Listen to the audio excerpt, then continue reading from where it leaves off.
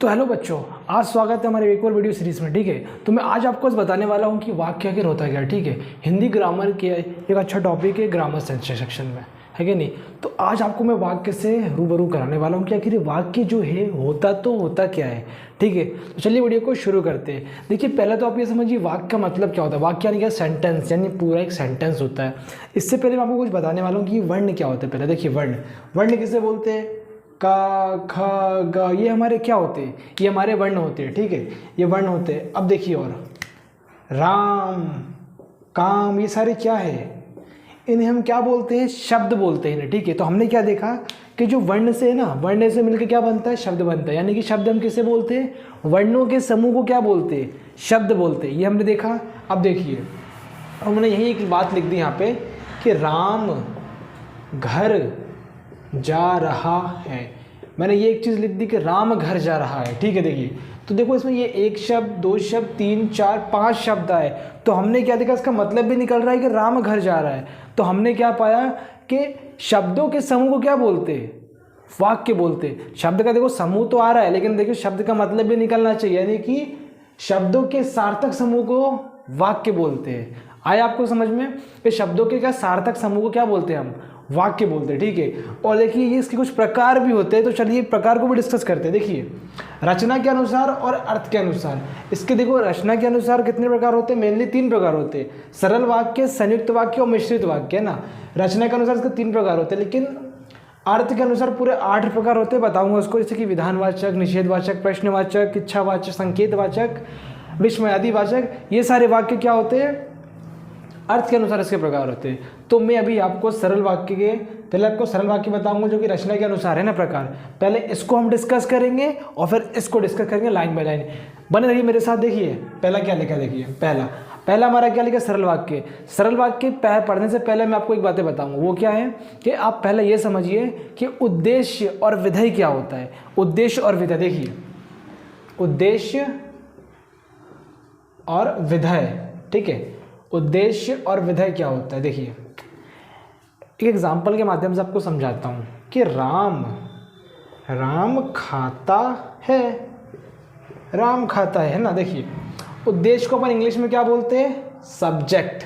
ठीक है, यानी कि कर्ता, यानी कि काम करने वाला, उसे हम क्या बोलते हैं, उद्देश्य। और विधेय क्या होता है, विधेय होता है हमारा ऑब्जेक्ट, यानी कि वो काम क्या कर रहा है, वो होता है हमारा ऑब्जेक्ट। सेंटेंस में किसके बारे में बात की जा रही है, वो होता है हमारा ऑब्जेक्ट। अब देखिए, राम खाता है, कर्ता कौन है, काम करने वाला कौन है, इसमें राम है हमारा। तो राम हमारा क्या हो जाएगा, उद्देश्य। और देखिए, और ये पूरे सेंटेंस में किसके बारे में बात की जा रही है, खाने के बारे में बात की जा रही है, खाने के बारे में। तो ये खाता है पूरा क्या हो जाएगा, विधेय, यानी कि ऑब्जेक्ट। तो आपको उद्देश्य विधेय क्लियर है। एक और तरीका बता दूं समझने का कि उद्देश्य यानी होता है काम करने वाला, और विधेय यानी होता है जो काम कर रहा है। क्लियर है ना, आई होप आपको समझ में आया होगा। तो चलिए मैं आपको अब सरल वाक्य की ओर लेके जाता हूं। चलिए इसको रफ कर देते हैं।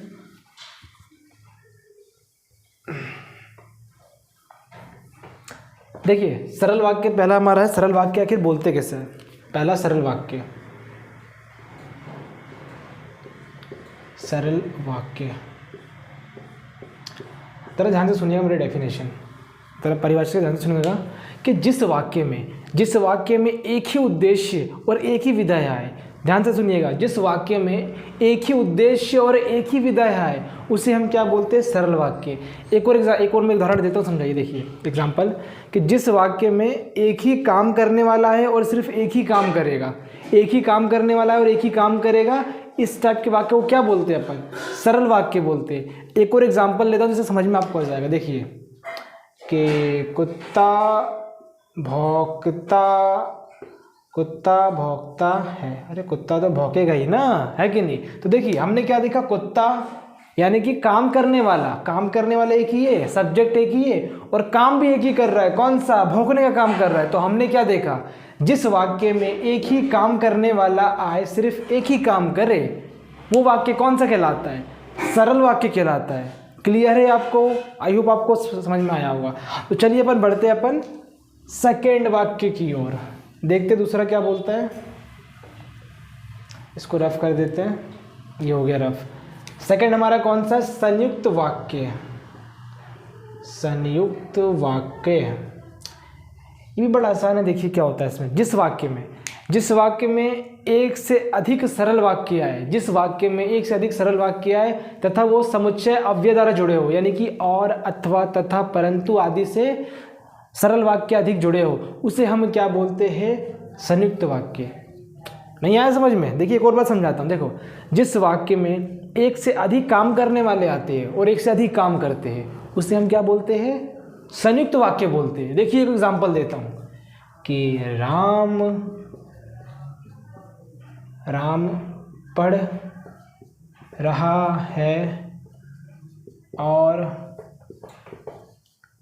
सीता गा रही है। देखिए राम पढ़ रहा है और सीता गा रही है, हमने क्या देखा, राम पढ़ रहा है और सीता गा रही है, कि राम क्या हो जाएगा हमारा, उद्देश्य यानी कि काम करने वाला, सीता भी क्या हो जाएगी, उद्देश्य यानी कि काम करने वाली। राम क्या कर रहा है, पढ़ने का काम कर रहा है, और सीता क्या कर रही है, गाने का काम कर रही है कि नहीं कर रही। तो हमने क्या देखा कि इसमें एक से अधिक क्या आए, उद्देश्य आए, एक से अधिक उद्देश्य आए और एक से अधिक काम हुआ, यानी कि इसमें दो काम हुए।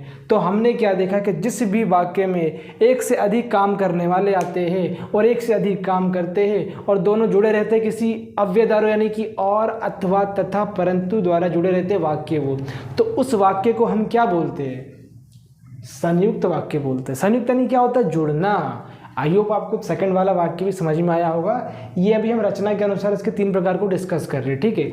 तो अब तीसरा कौन सा है, मिश्रित वाक्य। तो चलिए इसको भी करते हैं अपन, इसको रफ कर दे। लेकिन देखिए दोस्तों, प्रैक्टिस करने से आपको हर चीज़ें बनेगी, तो प्रैक्टिस जरूर करिएगा। जो मैं समझा रहा हूँ आपको, ये वाक्य जो भी है समझा रहा हूँ, प्रैक्टिस आपके ऊपर है ना। प्रैक्टिस जितनी करेंगे ना आपको उतना वाक्य बनेगा। तो देखिए तीसरा हमारा है मिश्रित वाक्य। मिश्रित यानी कि मिश्रित सब मिला देना देखिए मिश्रित वाक्य। अब देखिए मिश्रित वाक्य क्या होता है, जिस भी वाक्य में दूसरा वाक्य पहले वाक्य पर आश्रित हो, जिस भी वाक्य में दूसरा वाक्य पहले वाक्य पर आश्रित हो, उसे हम क्या बोलते हैं, उसे हम बोलते हैं मिश्रित वाक्य। एग्जाम्पल के माध्यम से समझाता हूँ, देखिए आपको इजीली समझ में आएगा। देखिए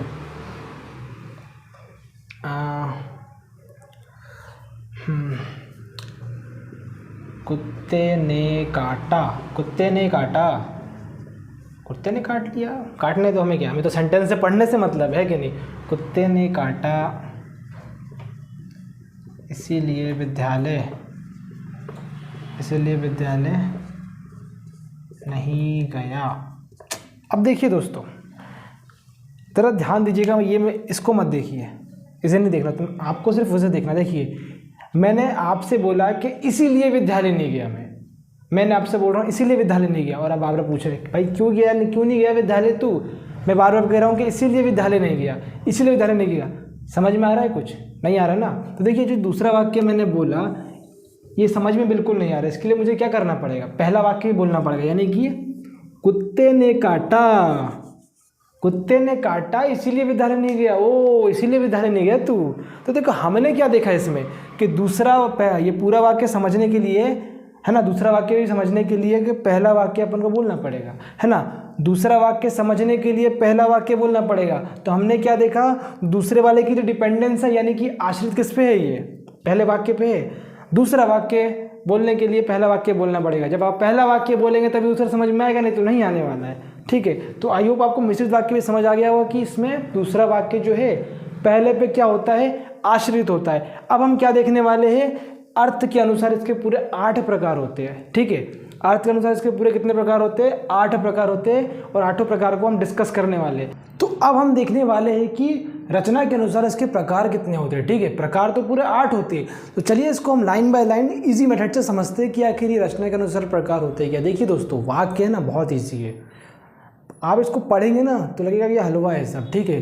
कुछ इसमें मुश्किल नहीं है, बस आप पढ़िए तो बिल्कुल आसान लगेगा आपको। तो चलिए मैं आपको लाइन बाय लाइन या फिर पूरा जो 8 प्रकार है इजी तरीके से बता देता हूँ। देखिए पहला इसमें कौन सा हमारा, विधानवाचक। अरे विधानसभा कर रहे हैं क्या, नहीं। विधानवाचक यानी कि इसमें सिर्फ हाँ में हाँ वाक्य आते हैं, सिर्फ हाँ में हाँ वाक्य आते हैं इसमें, यानी कि सिर्फ हाँ में हाँ बात आएगी। मैं खाना खा रहा हूँ, मैं यहाँ जा रहा हूँ, वो कर रहा है, उधर जा रहा है, उधर जा रहा है, मेरी मम्मी खाना पका रही है, मैंने होमवर्क कर रहा हूँ। तो ये सारे जो वाक्य हाँ में हाँ बातें करी, ये किस में आते हैं? विधानवाचक में आते हैं। देखिए हाँ में हाँ बातें तो आएगी, लेकिन साथ में इसमें एक ही काम करने वाला आएगा और सिर्फ एक ही काम करेगा, यानी कि उद्देश्य भी एक ही होगा इसमें, और क्या, काम भी एक ही होगा, विधेय भी एक ही होगा। देखिए हाथी घूम रहा है, हाथी एक है, यानी कि ये हो जाएगा उद्देश्य। काम कौन सा कर रहा है? घूमने का, यानी कि काम भी एक ही कर रहा है, तो ये हो जाएगा हमारा पूरा विधेय।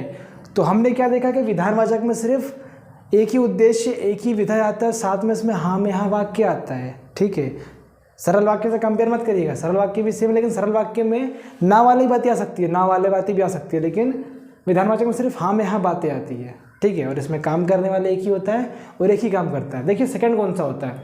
निषेधवाचक। हमें नाम से दिख रहा निषेध, यानी कि नहीं, है कि नहीं? तो जिस भी वाक्य में नकारात्मक वाक्य आए उसे हम क्या बोलते हैं? निषेधवाचक वाक्य। देखिए कैसे, इसमें जो बातें होगी ना, सिर्फ ना में ना बातें होगी, सिर्फ ना में ना। मैं जा रहा हूँ, मैं नहीं खा रहा हूँ, वो यहाँ नहीं जाएगा, वो नहीं पढ़ेगा, मैं नहीं पढ़ूंगा। देखिए लिखा भी क्या है, मैं नहीं पढ़ूंगा। अरे नहीं, पढ़ना पड़ेगा तभी आपको समझ में आएगा, पढ़ना तो पड़ेगा। मैं नहीं पढ़ूंगा, मैं नहीं खाऊंगा, मैं पेपर नहीं दूंगा, देना तो पड़ेगा, क्योंकि आप अब हमसे पढ़ रहे हैं ना।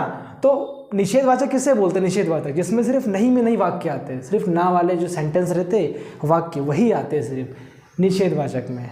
आई होप आपको क्लियर होगा। देखिए अब तीसरा कौन सा बोला? प्रश्नवाचक। प्रश्न भैया पूछ लो हमसे, क्या पूछना है? देखिए प्रश्नवाचक में बोला है कि तुम कौन हो तुम, है कि नहीं? तो प्रश्नवाचक में सिर्फ प्रश्न पूछने वाले वाक्य, जिस भी वाक्य में प्रश्न पूछने वाले वाक्य आए उसे हम बोलते हैं प्रश्नवाचक, है ना। देखिए तुम कौन हो, तुम कहाँ जा रहे हो, तुम यहाँ क्यों खड़े हो, है कि नहीं? तो जो भी प्रश्नवाचक में सिर्फ प्रश्न पूछने वाले वाक्य आते हैं। और एक बात हमेशा ध्यान रखिएगा, प्रश्नवाचक में जो चिन्ह रहता है बड़ा इंपॉर्टेंट रहता है, ये बच्चे भूल जाते लगाना। ठीक है, तो आप जब भी सेंटेंस बनाए प्रश्नवाचक में कन्वर्ट करें या फिर परिवर्तन करें, तो लास्ट में ये है ना प्रश्नवाचक चिन्ह, ये ज़रूर लगाएं, ये तो गलत हो जाएगा। देखिए अभी हमारा चौथा आज्ञावाचक। घर जाओ, जल्दी काम करो, बर्तन दो। तो मैंने क्या बोला? ऑर्डर दिया मैंने, इस ऑर्डर को क्या बोलते? आज्ञा बोलते। तो जिस भी वाक्य में आज्ञा वाले वाक्य आए उसे हम कहते हैं आज्ञावाचक।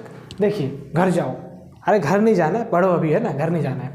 तो हमने क्या देखा कि काम करो, पढ़ लो। हाँ, जिस भी वाक्य में ऑर्डर देते हैं ना, आज्ञा देते हैं अपन, वो वाले सेंटेंस किस में आते हैं, वाक्य किस में आते हैं? आज्ञावाचक में आते हैं। आइए आपको क्लियर हो गया होगा। अब देखिए विषमयादिवाचक। विषमयादिवाचक जब भी हम अपने मन के भाव को अच्छे से प्रकट करते, देखिए वाह मज़ा आ गया, है ना, वाह कितना सुंदर नज़ारा है, ओह चोट लग गई, अरे मर गया मैं तो आज, ओह क्या हो गया। ये जो मन के जो भाव है ना, ये मन के भाव जो प्रकट कर रहे हैं अपन, ये जो सारे जो सेंटेंसेस है किस में आते हैं? विषमयादिवाचक में आते हैं। और देखिए जो ओ, अरे, वाह, ये जो सारे जो आगे है, ये जो मुंह से निकल रहे विषमय शब्द, इनके आगे लग जाता है विषमयादिवाचक का चिन्ह, तभी हम क्या बोलते हैं कि विषमयादिवाचक वाक्य है। ये चिन्ह ध्यान रखिएगा, बड़ा इंपॉर्टेंट है। ठीक है, जब भी हम विषमयादिवाचक वाक्य बनाएंगे तो जो शब्द निकलेगा मुंह से विषमय शब्द, उसके बाद हम विषमयादि चिन्ह लगाते हैं। ठीक है, ये मन के भाव को प्रकट करता है हमारा विषमयादिवाचक। मन के भाव को प्रकट करने वाला कौन है? विषमयादिवाचक। आया समझ में? तो चलिए बढ़ते अपन 6th की ओर। क्या बोला इसमें? इच्छावाचक। अब देखिए इच्छा, मन की इच्छा, भगवान सबका भला करे, उसकी नौकरी लग जाए, है कि नहीं? तो ये जो मन से जो इच्छा है, और ध्यान रखिएगा इसमें हमेशा सकारात्मक वाक्य आते हैं, यानी कि सिर्फ हाँ में हाँ वाले अच्छे वाक्य आते हैं, है ना, जिससे मतलब थोड़ा अच्छा मुँह से निकले, सिर्फ वही वाले वाक्य आते हैं। लेकिन इसमें मन से निकलती है हमारी इच्छा, है ना, उसकी नौकरी लग जाए, उसकी तबीयत ठीक हो जाए, उसका पेट दर्द ठीक हो जाए, है कि नहीं, और उसका चेहरा में से झुर्रियाँ हट जाए। तो ये मन से जो इच्छा निकल रही है, इच्छा, उसमें कौन से ये सारे वाक्य किस में आते हैं? इच्छावाचक में आते हैं। ये बड़ा फेमस है, देखिए वाक्य, भगवान सबका भला करे, है कि नहीं, ये बड़ा फेमस है ना, क्योंकि ये जो है भैया मन से इच्छा सबके लिए निकलती है। जब आप आशीर्वाद लेते हो, गॉड ब्लेस यू, निकलता कि नहीं निकलता? तो जितने भी इच्छा मन से निकलते हैं ना सकारात्मक, तो इससे क्या बोलते हैं? इच्छावाचक बोलते हैं। ठीक है, तो अब देखते हैं 7th वाला, ये क्या होता है 7th? देखिए संदेहवाचक। संदेहवाचक, संदेह यानी क्या होता है? डाउट, शक, शक करना, है ना। संदेह यानी होता है डाउट करना, यानी कि शक करना। देखिए मैंने क्या देखा, ऊपर देखा बादलों को, लगता है आज बारिश होने वाली है, मुझे क्या हो रहा है? शक हो रहा है। अरे देखिए एक और बताता हूँ, लगता है रवि नाले में गिर गया तो अब मैंने क्या देखा कि देखिए शक हो रहा है मुझे, है कि नहीं, डाउट हो रहा है ना कि गिर सकता है या गिर गया होगा, बादल बारिश हो सकती है, तो मैंने शक की नज़र से देखा उस चीज़ों को, शक की नज़र से। तो ऐसे वाले वाक्य है ना किस में आते? संदेहवाचक में। देखिए एक और, शायद वो घर पर होगा, मुझे नहीं पता कि वो होगा कि नहीं होगा, लेकिन मैंने क्या बोला? शायद वो घर पर होगा। तो मैंने क्या देखा कि डाउट हो रहा है मुझे कि हो सकता है वो चीज़, है ना, हो सकता है। तो इस टाइप के सेंटेंस किस में आते हैं? संदेहवाचक में आते हैं, है ना, कि वो चीज़ हो सकती है वहाँ पे या फिर होगी। तो इस टाइप के सेंटेंस संदेहवाचक में आते हैं, कि जो जहाँ शक की नज़र से देखा जाए, शक हो हमें, है ना, उस देख के सॉरी। तो आई होप आपको समझ में आ गया होगा ये संदेहवाचक। लास्ट हमारा कौन था? संकेतवाचक संकेतवाचक। देखिए संकेत यानी किसी की तरफ इशारा करना, है ना। संकेतवाचक यानी किसी की तरफ इशारा करना। देखिए कैसे, इसका मैं एक और पहले बता के समझाता हूँ कि देखिए जब दूसरे इंसान की क्रिया किसी पहले पे डिपेंड हो, जब दूसरे इंसान की क्रिया यानी कि वर्ब किसी पहले इंसान पर डिपेंड हो। एक और देखिए, जब दूसरे इंसान का जो काम है पहले पे डिपेंड हो, उसे हम क्या बोलते हैं? संकेतवाचक वाक्य बोलते हैं। देखिए कैसे मोहन आएगा तो हम मेला जाएंगे। देखो मैंने बोला मोहन आएगा तभी हम मेला जाएंगे, तो मेरी क्रिया जो है, मेरा जो काम है, मेरा मोशन जो है किस पे डिपेंड हुआ? मोहन पे हुआ, है कि नहीं। तो इसी टाइप के वाक्य को क्या बोलते हैं? इस टाइप के सेंटेंस आते हैं हमारे संकेतवाचक में। तो आई होप आपको ये भी क्लियर हो गया होगा। मोहन तो आए चाहे ना आए, हम तो जाएंगे मेला घूमने, है कि नहीं। तो हमने क्या देखा संकेतवाचक में कि मेरी क्रिया किसी और पे आश्रित है। तो इस टाइप के सेंटेंस किस में आते हैं? संकेतवाचक में। तो मैंने आपको वाक्य बताया और वाक्य के अर्थ के अनुसार और रचना के अनुसार पूरे प्रकार बता दिए। तो आई होप आपको ये समझ में आया होगा। तो मिलते हैं किसी और वीडियो के साथ, तब तक के लिए take care and bye bye.